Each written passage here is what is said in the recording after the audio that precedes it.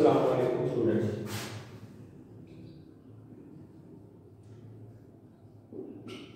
Last time हमने जो है वो 2 किंगडम, 3 किंगडम और 5 किंगडम की जो बेसिस थी वो पढ़ी थी।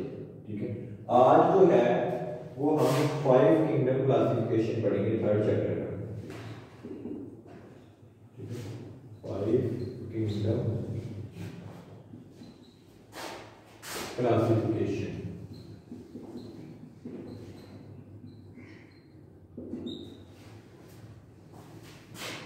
फाइव किंगडम क्लासिफिकेशन जो है वो हमने पढ़ा था कि ये रॉबर्ट विटकर जो है उसने 1967 में इंट्रोड्यूस किया था। किस बेस पे किया था? उसने जो है सेलुलर ऑर्गेनाइजेशन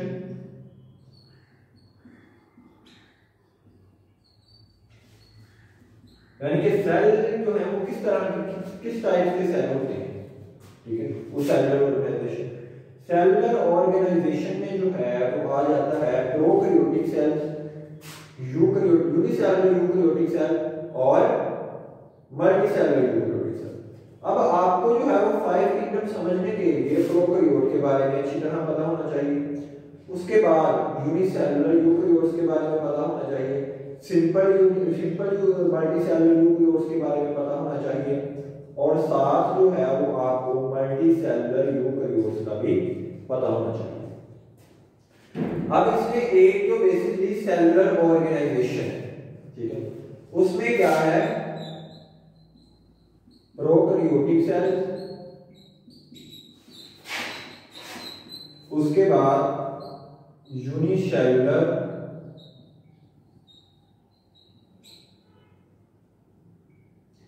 यूकैरियोटिक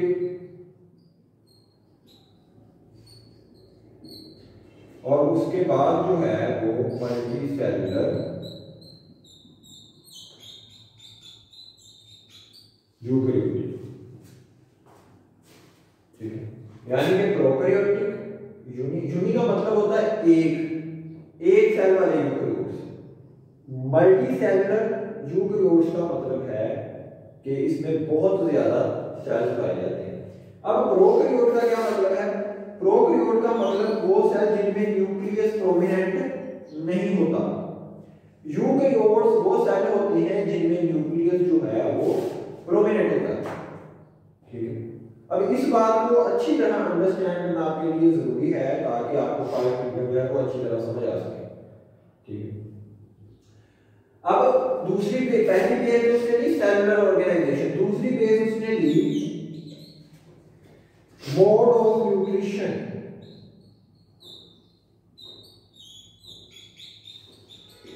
अब डिफरेंट ऑर्गेनिज्म जो है उनका खुराक हासिल करने का या न्यूट्रिएंट्स हासिल करने के तरीके जो है वो डिफरेंट है। अगर हम देखें तो हम चीजों को खा के न्यूट्रिएंट्स हासिल करते हैं तो हमारा मोड ऑफ न्यूट्रिशन है इंजेक्शन। प्लांट जो है वो खुद बनाते हैं खुराक, उनका मोड ऑफ न्यूट्रिशन जो है वो फोटोसिंथेसिस है। ठीक है, अब आपको फोटोसिंथेसिस यानी कि ऑटोट्रोफ्स ऐसे ऑर्गेनिजम्स होते हैं जो अपनी खुराक खुद बनाते हैं और हेटेरोट्रोफ्स होते हैं जो दूसरों पे डिपेंड करते हैं। अब फंजाई भी हेटेरोट्रोफ है और हम भी हेटेरोट्रोफ है। अब फंजाई हमारा जो मोड ऑफ न्यूट्रिशन है वो है इंजेक्शन यानी कि खाना। प्लांट का मोड ऑफ न्यूट्रिशन है फोटोसिंथेसिस। ठीक है, और फंजाई जो है उसका मोड ऑफ न्यूट्रिशन जो है वो है अब्जॉर्प्शन। अब इन बेसिस को मद्देनजर रखते हुए उसने क्या किया? रॉबर्ट ने 5 किंगडम क्लासिफिकेशन बताया। उसमें आ जाता है कि एक तो है किंगडम मोनरा। ठीक है, उसके बाद जो है वो किंगडम प्रोटिस्टा, फिर किंगडम फंजाई, फिर किंगडम प्लांटिस, फिर किंगडम जो है वो एनिमेलिया। ये 5 किंगडम क्लासिफिकेशन सिस्टम जो है ये इंट्रोड्यूस किया था रॉबर्ट ने 1960 7। अब इसका इसके साथ क्या ताल्लुक है? इसने क्या किया, जितने भी प्रोकैरियोटिक सेल वाले ऑर्गेनिज्म जो थे उनको सबको उसने इनके अंदर रख दिया प्रोकैरियोटिक का मतलब मैंने आपको बताया कि जिनके अंदर न्यूक्लियस जो है वो प्रेजेंट नहीं होता, प्रोमिनेंट जो है वो नहीं होता इसमें न्यूक्लियस। उन सबको उसने क्या किया, किंगडम में लगा के रख दिया। अब ये जो 4 किंगडम्स हैं इनमें आ जाते हैं यूकैरियोट्स। अब यूकैरियोट्स हमने कहा कि यूकैरियोट्स तो एक तरह के नहीं होते। यूकैरियोट्स होते हैं यूनिसेलुलर यूकैरियोट्स, सिंपल मल्टीसेलुलर और मल्टीसेलुलर। अब आप ये कहेंगे कि मल्टीसेलुलर और सिंपल मल्टीसेलुलर में क्या फर्क है? तो सिंपल मल्टीसेलुलर वो होते हैं जिनके अंदर सेक्स ऑर्गन जो हैं वो नहीं होते, ठीक है, वो एसेक्सुअल रिप्रोडक्शन से अपनी नस्ल बढ़ाते हैं। मल्टीसेलुलर यूकैरियोट्स जो हैं इनके अंदर सेक्स ऑर्गन होते हैं और ये अपनी नस्ल जो है अपने सेक्स ऑर्गन के जरिए बढ़ाते हैं। जैसे मल्टीसेलुलर यूकैरियोट्स में हम भी आ जाते हैं, ठीक है। सिंपल मल्टीसेलुलर और मल्टीसेलुलर में ये फर्क है कि सिंपल वाले में जो है सेक्स ऑर्गन नहीं होते, मल्टीसेलुलर वाले में सेक्स ऑर्गन होते हैं।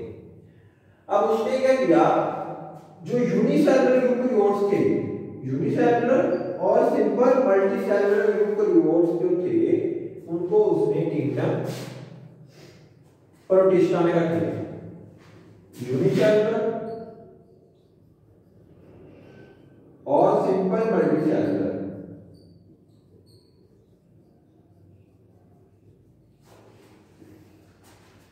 ये इसने दोनों जो हैं वो किंगडम प्रोटिस्टा में रख दिए। प्रोकैरियोट को इसने किंगडम प्रोटिस्टा में रख दिया। अब हमारे पास 3 किंगडम बचते हैं और 3 किंगडम जो हैं उसमें मल्टीसेलुलर यूकैरियोट्स आ जाते हैं, ठीक है। हमारे पास एक ही बचता है, हमने कहा मतलब एक होते हैं प्रोकैरियोटिक सेल, दूसरे होते हैं यूनिसेलुलर यूकैरियोटिक सेल, तीसरे होते हैं सिंपल मल्टीसेलुलर यूकैरियोटिक और चौथे होते हैं मल्टीसेलुलर। अब ये तो आ गया उसमें किंगडम प्रोटिस्टा में, ये आगे यूनिसेलुलर जो है यूकैरियोट्स और सिंपल मल्टीसेलुलर जो हमने नहीं लिखा, सिंपल मल्टीसेलुलर।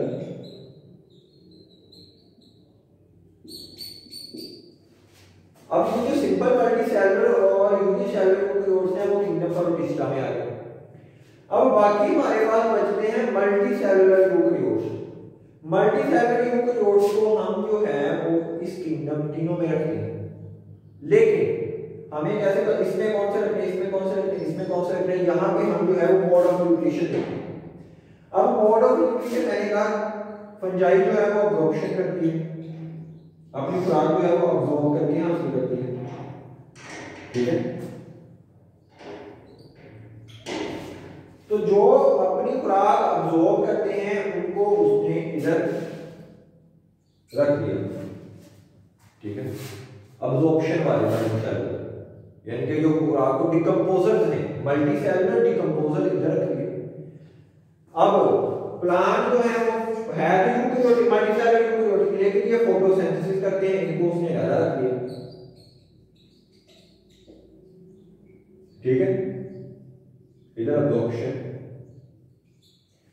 अब इसके अंदर जो है एनिमेलिया के अंदर उसने क्या किया कि इंजेक्शन वाले यूकैरियोट्स रख दिए, यानी कि जो अपनी खुराक खाते हैं, डाइजेस्ट करते हैं, इंजेस्ट करते हैं, ठीक है, उनको उसने इधर रख दिया। ये था इसका एनिमल्स को जो 5 किंगडम क्लासिफिकेशन में डिस्ट्रीब्यूट करने का तरीका। अब जो है हम इसको अलग-अलग करके थोड़ा सा पढ़ लेते हैं।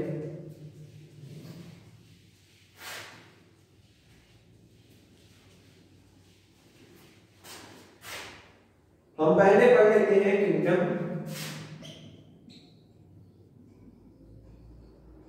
मोनरा। किंगडम मोनरा में हमने कहा कि जितने भी प्रोकैरियोटिक सेल वाले ऑर्गेनिज्म थे वो सारे ही इसमें आ जाते हैं किंगडम मोनरा में। अब प्रोकैरियोटिक सेल जो है वो मैंने आपको बताया कि वो यूकैरियोटिक से बहुत डिफरेंट होता है, ठीक है। यूकैरियोट में प्रोमिनेंट न्यूक्लियस होता है, इसमें प्रोमिनेंट न्यूक्लियस जो है वो नहीं होता। बहुत सारे प्रोकैरियोट जो है वो हेटेरोट्रोफ्स होते हैं। हेटेरोट्रोफ यानी कि अपनी खुराक जो है वो खुद बनाते हैं, लेकिन कुछ जो हैं वो ऑटोट्रोफ्स होते हैं, यानी कि उनके अंदर जो है वो क्लोरोफिल होता है और वो फोटोसिंथेसिस के लिए अपनी खुराक बनाते हैं, लेकिन ज्यादातर जो है वो हेटेरोट्रोफ्स होते हैं।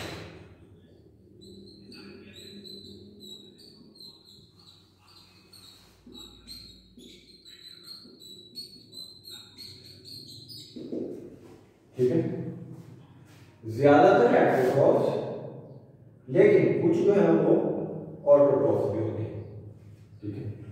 अब इसमें जो है वो बैक्टीरिया वगैरह आ जाती है। जितने भी बैक्टीरिया हैं वो किंगडम मोनेरा में रखती है, और साथ जो है वो साइनोबैक्टीरिया।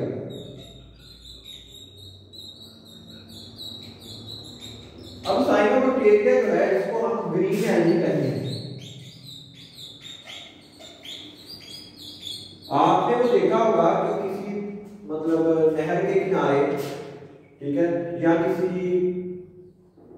दरिया के किनारे या जहां पे भी पानी खड़ा हो वहां पे ग्रीन सी मतलब वो लग जाता है जाला सा, ठीक है, उसको हम कहते हैं एल्गी, ग्रीन एल्गी। वो आ जाता है साइनो, यानी कि बैक्टीरिया और साइनोबैक्टीरिया जो है वो उसने किंगडम मोनेरा में रखी है, ठीक है। और उसके बाद हम एक और किंगडम करते हैं, किंगडम एनिमेलिया।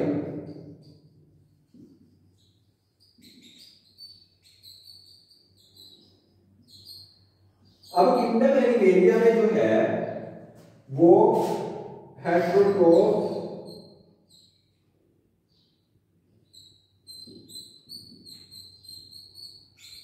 ट्रोफ यानी कि कंज्यूमर जो है, हम जो है वो अपनी खुराक जो है वो कंज्यूम करते हैं। कंज्यूमर है, प्लांट बनाते हैं, हम कंज्यूम करते हैं, ठीक है, यानी कि इंजेस्ट कर लेते हैं, डाइजेस्ट करते हैं, ठीक है।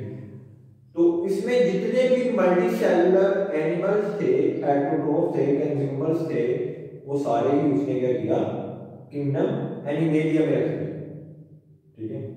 जो अपनी खुराक प्लांट से हासिल करते हैं और कंज्यूमर होते हैं, और मल्टी सेलुलर यूकैरियोट्स हैं वो हमने इसमें रखे किंगडम एनिमेलिया, ठीक है। उसमें हम भी आ जाते हैं, ठीक है। बाकी भी बहुत सारे जो है वो मल्टी सेलुलर जानवर हैं जिनके अंदर सेक्स ऑर्गन्स होते हैं, ठीक है, उसको उसने क्या किया, किंगडम एनिमेलिया के अंदर, ठीक है। तो ये आप अपने आप को पढ़े, किंगडम मोनेरा और किंगडम एनिमेलिया, ठीक है। बाकी जो है हमने पीछे से भी थोड़ा डिस्कस किया, ठीक है। तो बाकी जो इंशाल्लाह बाकी हमारे रहेगा, इंशाल्लाह हम नेक्स्ट 2 लेक्चर में इसको कंप्लीट करेंगे। जो 3 किंगडम हमारे रह गए हैं, किंगडम परविस्टा जो है वो अगले लेक्चर में पढ़ेंगे, किंगडम फंजाई जो और एनिमेलिया जो है वो उससे नेक्स्ट लेक्चर में पढ़ेंगे।